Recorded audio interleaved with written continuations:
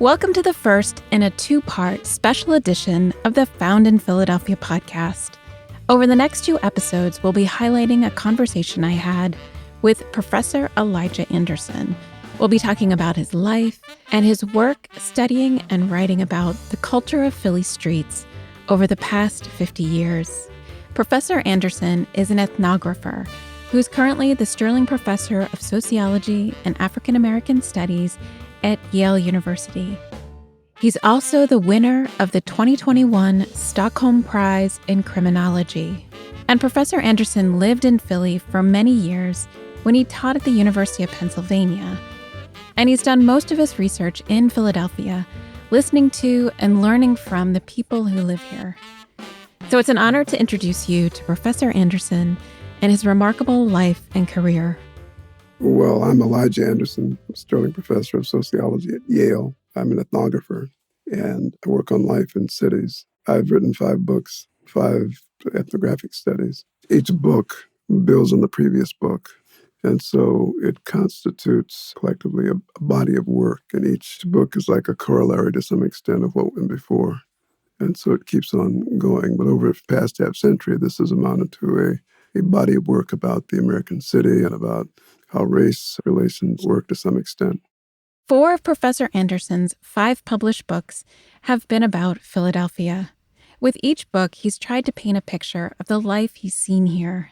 Those works include Streetwise, Code of the Street, The Cosmopolitan Canopy, and Black and White Space, the enduring impact of color in everyday life.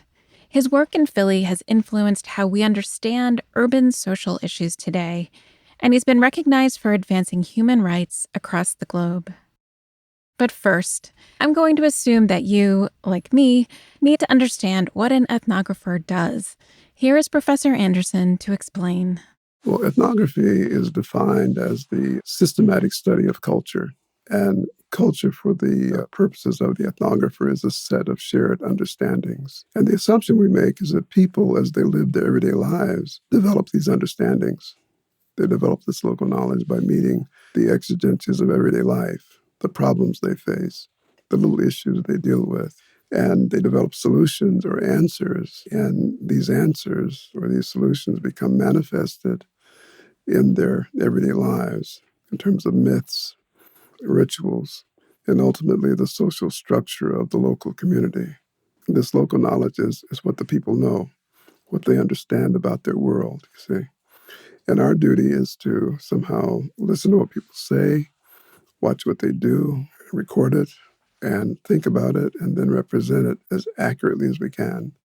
So ethnographers study culture by observing what people do in their everyday lives. This helps them to understand people's local knowledge and to accurately represent that information. Okay, but what does that actually look like in practice? Well, I implied that it's a simple thing to do ethnography, but it's not simple at all. I mean, it's a matter of spending real time with real people when you do it systematically. Day by day, you go, you visit a site, you interview people, you talk to people, but most importantly, you observe people in their situations, you see. You do qualitative field work, and you do it over a long period of time. And you learn things, again, about the local knowledge. And ultimately, you come up with an account that is defensible, given your field work. And what you're building is not so much a wall of science, but a kind of mosaic of science. So other people, other ethnographers do their work in the city, and they come up with their accounts. And over time, people consider these various accounts of the same neighborhood, perhaps, or the same problem. And there's overlap between what they represented, what you represented. And it's the overlap that future scholars and even yourself can put faith in, so to speak. And that builds this mosaic of science, so to speak, social science. And that's what we do when we do ethnography.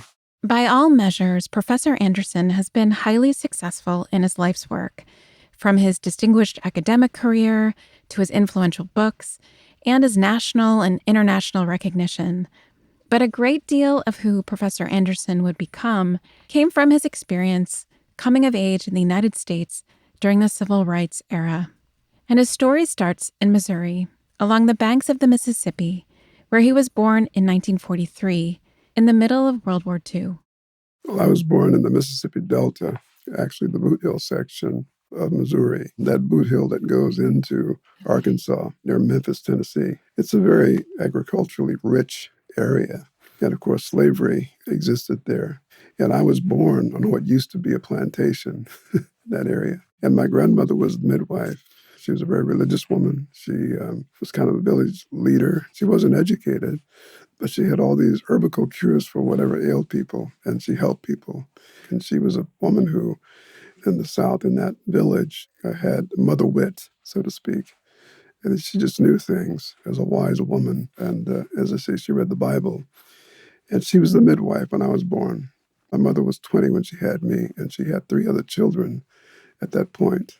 And my grandmother named me Elijah. Professor Anderson's father served in World War II, and after the war, he didn't want to return to sharecropping in the Jim Crow South. So the family followed millions of other Black Americans who relocated to the North as part of this massive 20th century movement called the Great Migration. My dad felt he couldn't live in the South anymore. He tasted freedom in Europe, and the North beckoned.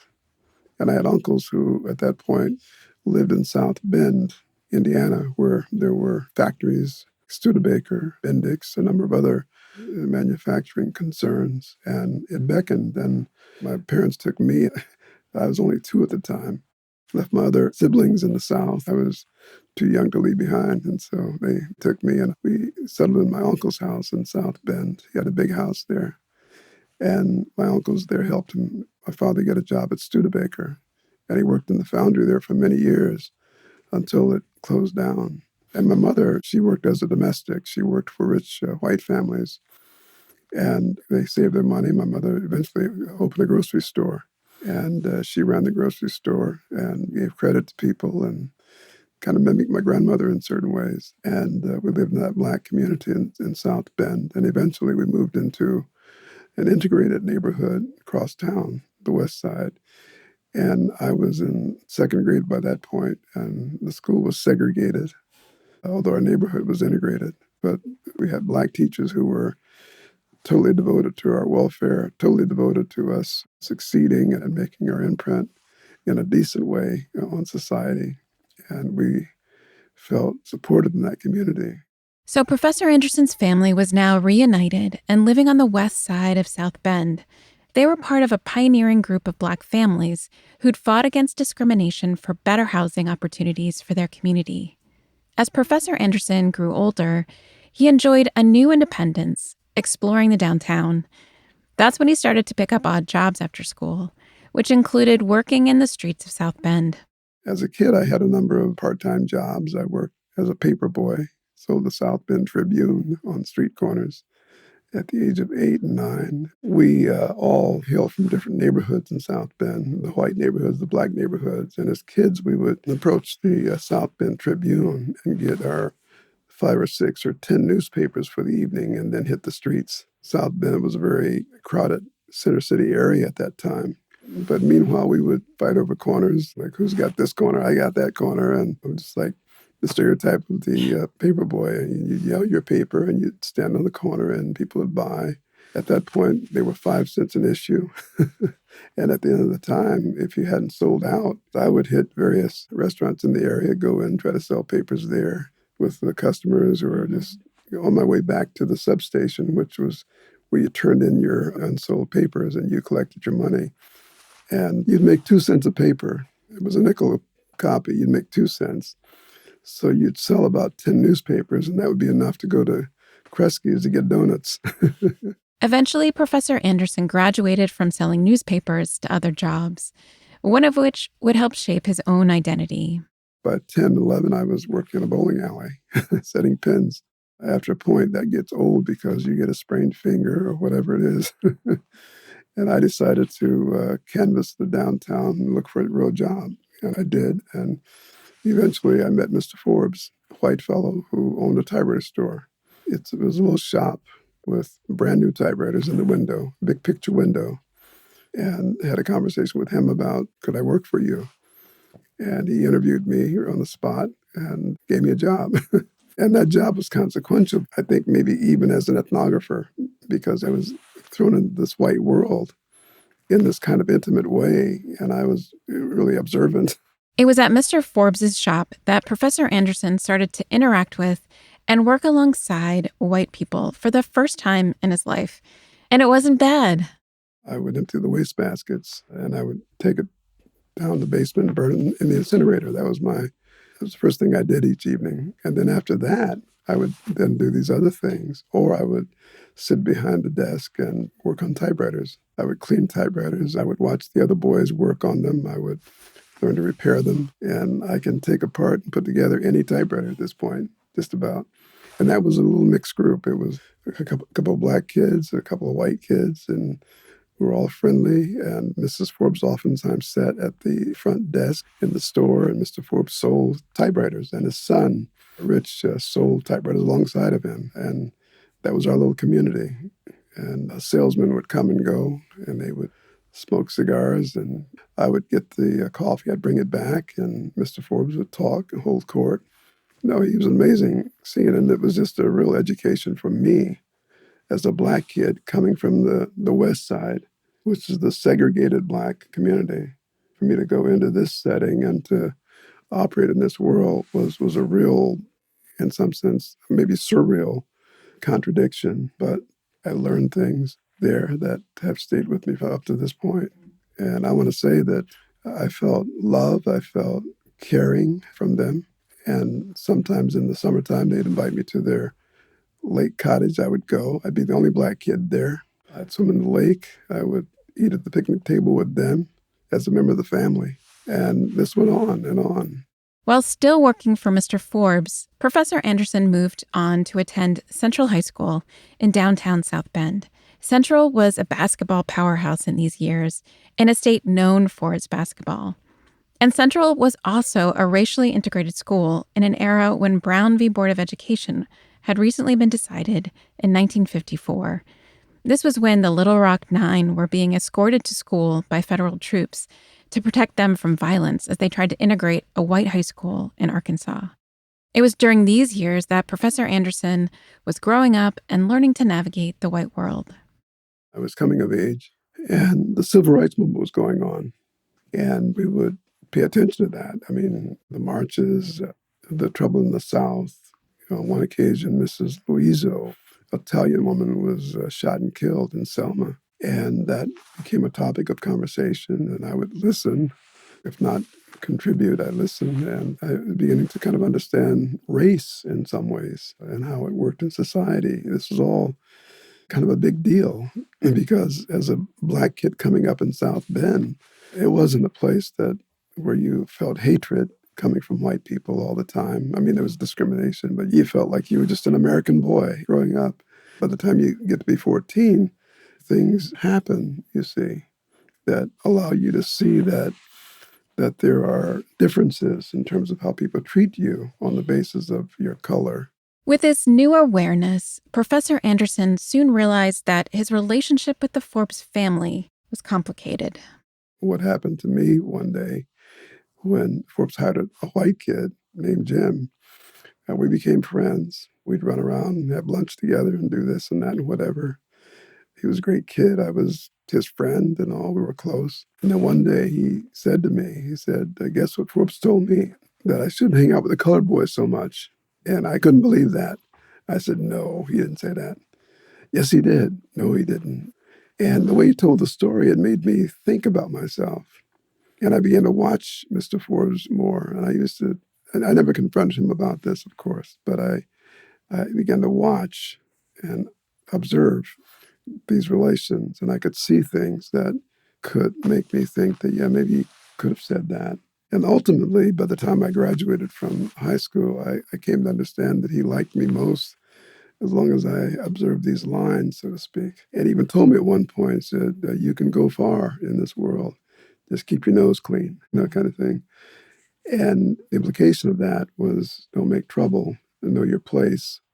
And that was disturbing, but it was also just the reality of the world in that day and time, especially given that the civil rights movement was going on and all these questions were coming up about Black identity and progress and demonstrations, and all that was going on. As disturbing as this revelation was about Mr. Forbes, something else happened in high school that fundamentally changed Professor Anderson's plans for his future. I mean, I was a young person who loved to just do what other kids were doing, and that didn't mean being serious about books necessarily. And I remember trying out for the basketball team in the ninth or 10th grade. I had a jump shot, I had a hook shot. I worked very hard at that under the street lights at night and all that. I was committed to getting good like so many young boys were.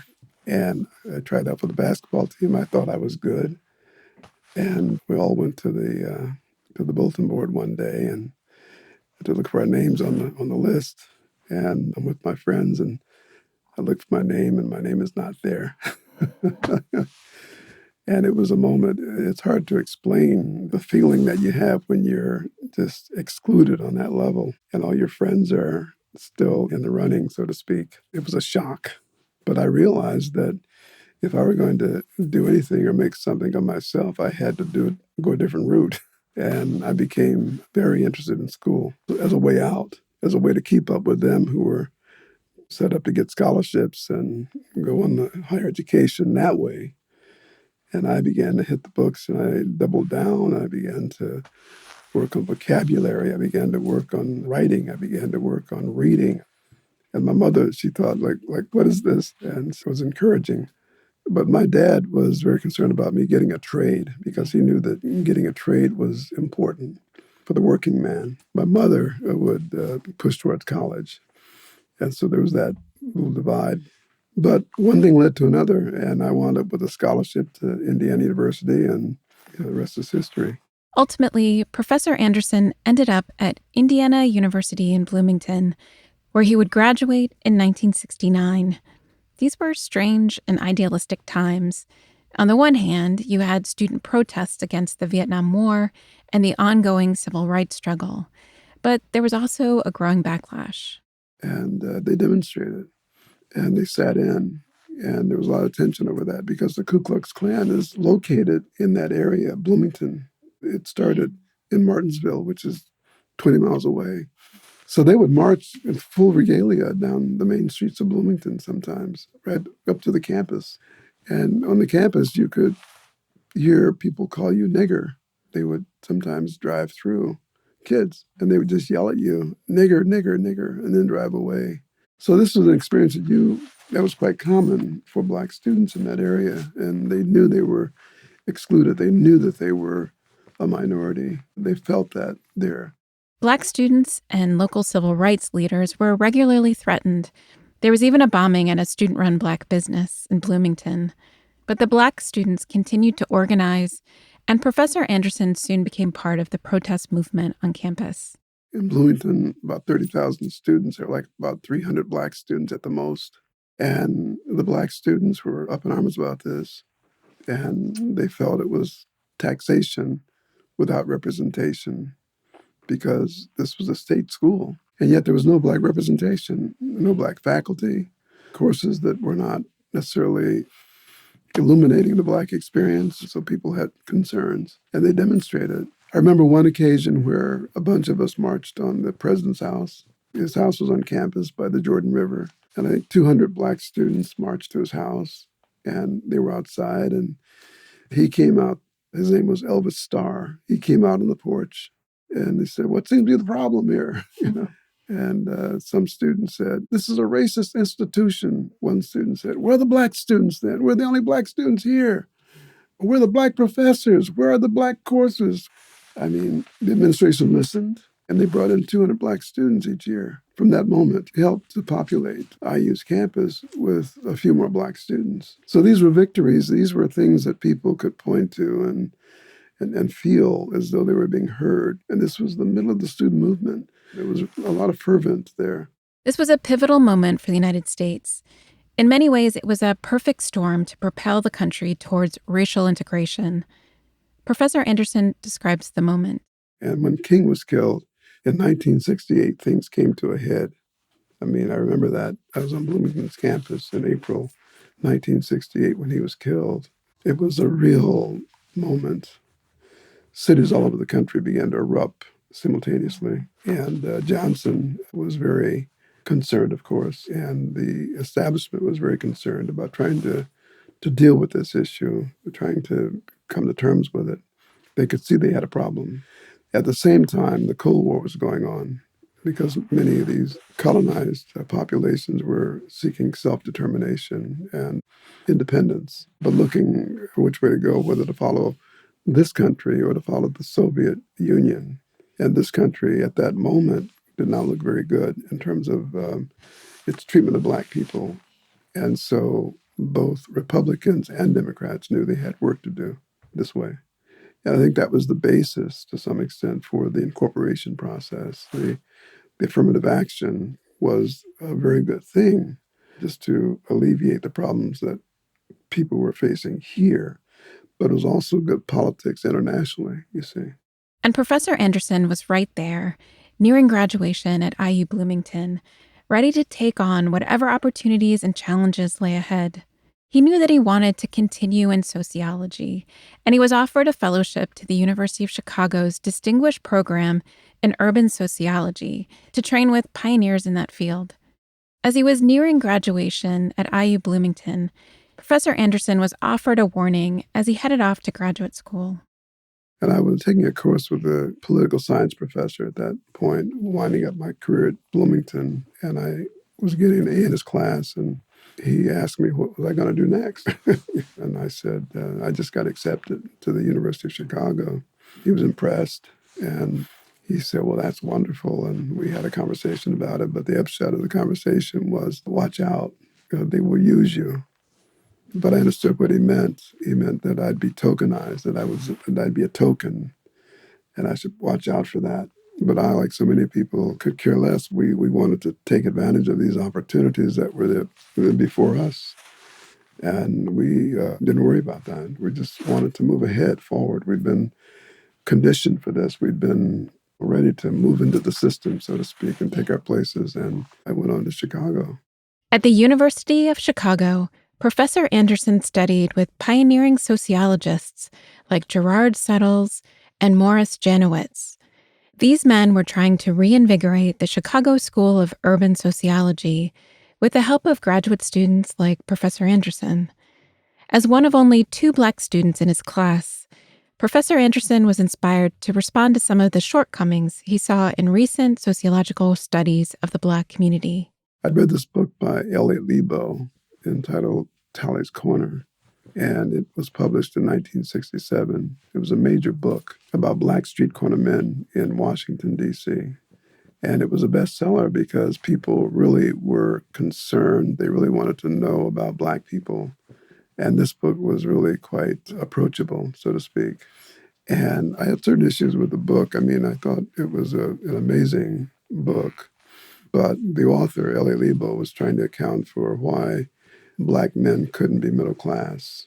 But he seemed to blame the victim. He seemed to ignore issues like racism and competition between ethnic groups, that kind of thing. And I was not satisfied, but felt it needed to go further. And so, I mean, when I was in graduate school, that's what I wanted to do, because I felt that if he could get a PhD for this, why couldn't I? So, for his PhD work, Professor Anderson chose to shine a light on a community of Black men who spent time on a street corner in Chicago. Ultimately, Professor Anderson completed his PhD research at Northwestern University in order to work with another groundbreaking sociologist, Howard S. Becker. This PhD work would lead to the publication of his dissertation as his first book, called A Place on the Corner. In it, he took a different approach. For me, in doing the study I did, I'm trying to understand the men themselves, trying to understand how they go about living their lives and what their local knowledge is about it all, and really to go from there. I wasn't so concerned with them being a problem, so to speak, but I saw them as a group of people, a group of human beings who had issues with whatever, and I wanted to understand their social organization. And that was a big theme at the University of Chicago in those days, social organization. the norms, values, rules of the group. In this study was, I think, a good statement on social organization, but also on status and how status is expressed in face-to-face interaction by humans. So the question for me was, how do these people come together day after day at this corner bar and liquor store and create and recreate their local status order? How do they do that? You see, and that's what the book speaks to. That is the major question of the book, which is really a larger sociological issue that has been around for generations, so to speak, in terms of social organization of a people. So the people I studied could have been Irish, they could have been Scottish, they could have been Italian, but some of these issues would still be the same in terms of how they dealt with life in that setting, you see. And that's a human issue. In this book, Professor Anderson defied the prevailing ideas that street life was lawless and chaotic. Instead, he portrayed the men who hung out on this corner as vying for status within a social order and what that meant to them as individuals. And he'd bring the lessons he learned in Chicago to Philly.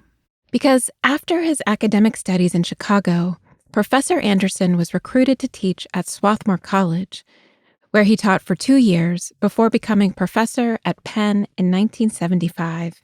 He would remain at Penn for 32 years. The vast majority of Professor Anderson's research and fieldwork has been done at the University of Pennsylvania, researching the streets of Philadelphia. And it's hard not to draw parallels between Professor Anderson's work and the pioneering work of sociologist W.E.B. Du Bois. Du Bois also did his research in the streets of Philadelphia, but he worked nearly 100 years earlier, and he published his research in the book The Philadelphia Negro, A Social Study. Well, I was inspired by Du Bois's book, The Philadelphia Negro. It's major. It was published in 1899 by the University of Pennsylvania Press. And just major. See, he had gone to Harvard. He had gone to Europe. He had returned to Harvard as a graduate student. And when he graduated, got his PhD, he couldn't find a job. And Wilberforce hired him, an all-black school outside of Dayton, Ohio. And he taught classics there. And he met his new bride, Nina Gomer, there. Around this time, Susan Wharton and the provost at Penn recruited him to Philadelphia to study the Philadelphia Negro. And they had in mind that the city was going to the dogs, and the problem was the black people coming in. That's what they thought. And Du Bois mentions this in his autobiography, Dusk of Dawn. And he says that they wanted this to be proven. And he understood their plan, but he didn't care about that. Instead, Du Bois used this opportunity to comprehensively study Black life in turn-of-the-century Philadelphia, interviewing over 5,000 people living in the city's old 7th Ward. This was a long, skinny strip of the city located between South and Spruce Streets, from 7th Street all the way west to the Schuylkill River. This is the old 7th Ward. And this is where the black population was concentrated in those days. And these black people who lived in the alleys of many of these blocks, along with the Irish and others, would work for the rich white people, you see, who lived in the mansions, the big houses along the way. Waverly Street and 6th Street. I mean, that was the area where Du Bois settled with his new bride, Nina Gomer. And Mother Bethel Church is right around the corner. But he did the study, and the study was published by the University of Pennsylvania Press. And it made use of ethnography, but also descriptive statistics and history. And he pulls all this together, which is sort of mixed methods, really. And he comes up with this account that is just so provocative and so timely even today of what Black people were dealing with in Philadelphia society. Through his fieldwork and the additional statistical information he gathered, Du Bois sought to portray the local knowledge and patterns of everyday life for the Black community living in the 7th Ward. He wrote in The Philadelphia Negro that the root of the problem in Philadelphia could be traced to deficiencies in education and to poor and unequal housing conditions. And for those people who did gain knowledge and training, there was a lack of opportunities to use their skills. In 1899, he identified that a system of racism was the problem, not the people themselves. But when Professor Anderson was studying ethnography, Du Bois had been all but forgotten, and his pioneering work had been ignored. In fact, I taught a course at Northwestern on Du Bois's work one summer before I went to Philadelphia. In this course, I was even kind of introduced to Du Bois because it wasn't part of our prelims at Chicago. We didn't have to study Du Bois. And in fact, that was true all over the country.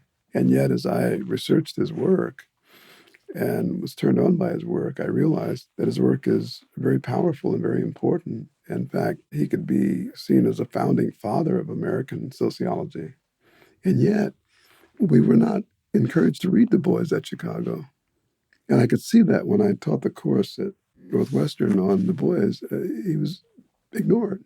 So Professor Anderson felt that he was following in Du Bois's impressive footsteps when he moved to the University of Pennsylvania in 1975, and in fact would later write a new introduction for the reprint of the Philadelphia Negro in 1996.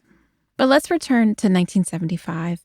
Professor Anderson had just taken the job at Penn.